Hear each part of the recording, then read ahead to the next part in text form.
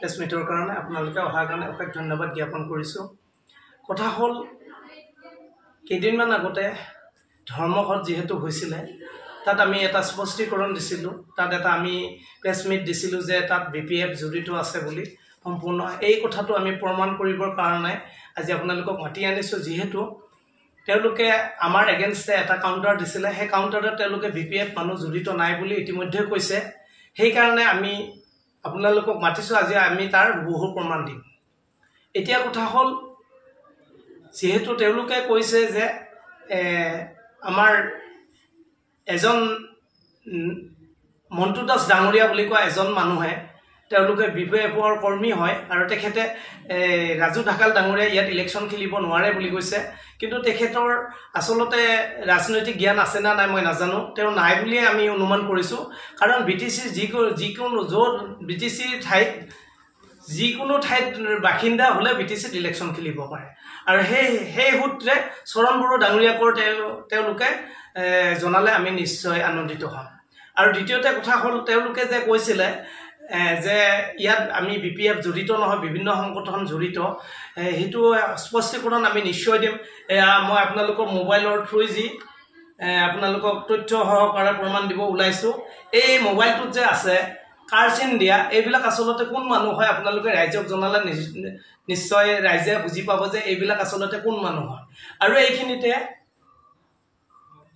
আৰু এজন মই দেখুৱাইছোঁ, এইজন নৱকৰ্মী ডাঙৰীয়া কাৰ চিন দিয়া হৈছে যে তেওঁতো ইতিমধ্যে BPFৰ টিকেটৰ দাবীদাৰ হিচাপে যিখিনি কৰিবলগীয়া কাম তেওঁলোকৰ দলীয়ভাৱে সেইখিনি ইতিমধ্যে কৰিছে। এতিয়া কথা হ'ল আমাৰ যিজন ব্যক্তিয়ে BPFৰ কৰ্মীয়ে কৈছিলে যে মই এজন সভাপতি হয় আৰু মই ইনচাৰ্জত আছোঁ, মই একোৱে নাজানো, মই জানিলে তেওঁ ক'লেহেঁতেন। কিন্তু তেখেতৰ সকলৰ ভাবি তাৰমানে প্ৰাৰ্থীয়ে তাতে অৱস্থান ধৰ্মঘটত বহি আছে।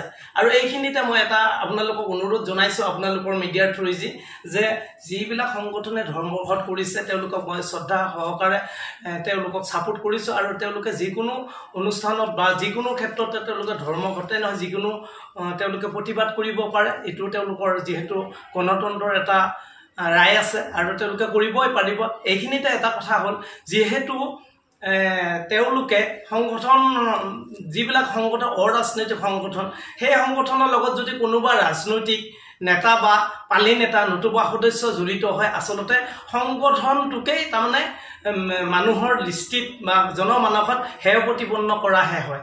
আচলতে এই সংগঠনৰ জৰিয়তে সংগঠনটোক যিকেইজন মানুহে ৰাজনীতিৰ লগত জড়িত মানুহখিনিয়ে সংগঠনটোক আচলতে একেবাৰে বেয়া দিশলৈ ঠেলি দিয়াহে পৰিগণিত হয়। আচলতে এইখিনিতে মই যিহেতু সংগঠনৰ পৰাই মই আহিছোঁ, সেইকাৰণে বিভিন্ন সংগঠনসমূহক মই শ্ৰদ্ধা জনাওঁ আৰু তেওঁলোকক মই অনুৰোধ জনাইছোঁ যে আপোনালোকে এই যে মই যিখিনি আপোনালোকক তথ্য দিলোঁ সেইখিনি তথ্য ৰাইজে নিশ্চয় বিচাৰ কৰিব। আৰু সংগঠনসমূহক মই অনুৰোধ জনাইছোঁ যে এই যিকেইজন কাৰ চিনত আছে তাত 60% মানুহে BPFৰ বুলি মই ক্লিয়াৰিফিকেশ্যনটো আজি দিলোঁ। আৰু আশা কৰিছোঁ আপোনালোকে নিশ্চয় এইখিনি মন কৰিব। আৰু BPFৰ যিহেতু এইখিনিত এটা কথা আছে, তেওঁলোকে যিহেতু সদায় জনমানসত বিশৃংখল সৃষ্টি কৰিয়ে ভাল পায়, তথ্য নহ'লেও তেওঁলোকে এইটোৱে কৰি ভাল পায়। তাৰ প্ৰমাণ হ'ল যিহেতু অলপতে প্ৰিন্সিপাল ছেক্ৰেটাৰীৰ পৰা নটিফিকেশ্যন এটা আহিছে 60খন গাঁও ইয়াত ইনক্লুড হ'ব নহ'ব সেই বিষয়ে আমি অৱগত নহয়, কাৰণ এখন নটিফিকেশ্যনহে আহিছে। তাত কেইখন গাঁও থাকিব লাগে নাথাকিব লাগে, কিমান ভোটাৰ্ছ আহিব নাহিব, কোনো তথ্য এতিয়ালৈকে যিহেতু তেওঁলোকে ক্লিয়াৰভাৱে আমাক জনোৱা নাই।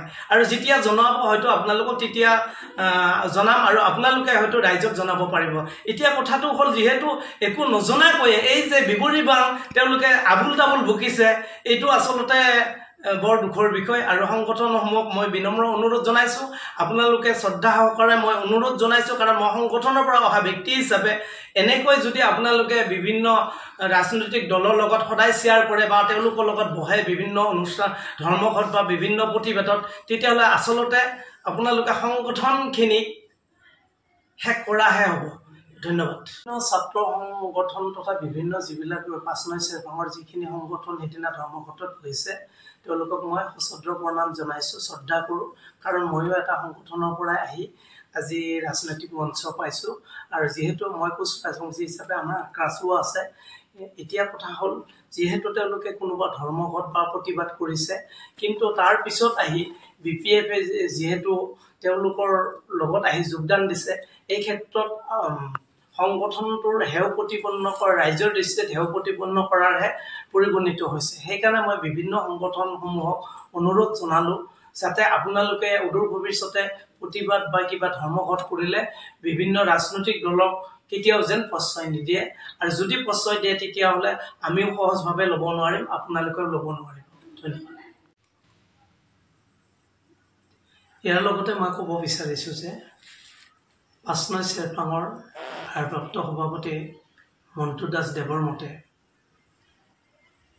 ৰাজু ঢাকাল দেৱে যিহেতু ৫ নং চেৰপাঙত ভোট নথকাৰ কাৰণে নিৰ্বাচন খেলিব নোৱাৰে তেওঁৰ কথা মতেই তেওঁলোকৰ বিধায়ক গৰাকীওতো আজি মাজবাটত নিৰ্বাচন খেলিব নোৱাৰে কাৰণ যিহেতু মাজবাটত চৰণ বড়ো ডাঙৰীয়াৰ ভোট নাই তেওঁ ওদালগুৰিতহে আছে আৰু লগতে বিপিএফ প্ৰধান হাগ্ৰামা ডাঙৰীয়াই ইতিমধ্যে দুটা সমষ্টিত নিৰ্বাচন খেলি আহিছে মণ্টু দাস দেৱৰ মতে তেওঁতো দুটা সমষ্টিত নিৰ্বাচন খেলিব নোৱাৰে কাৰণ নিৰ্বাচন খেলিবলৈ হ'লেতো এটা সমষ্টিতহে তেখেতৰ ভোট আছে গতিকে দুটা সমষ্টিততো ভোট সচৰাচৰ নাথাকে গতিকে তেওঁ এই ক্ষেত্ৰত মণ্টু দাসৰ মতেই চৰণ বড়ো ডাঙৰীয়া আৰু হাগ্ৰামা মহিলাৰী ডাঙৰীয়াই নিৰ্বাচন খেলিব নোৱাৰে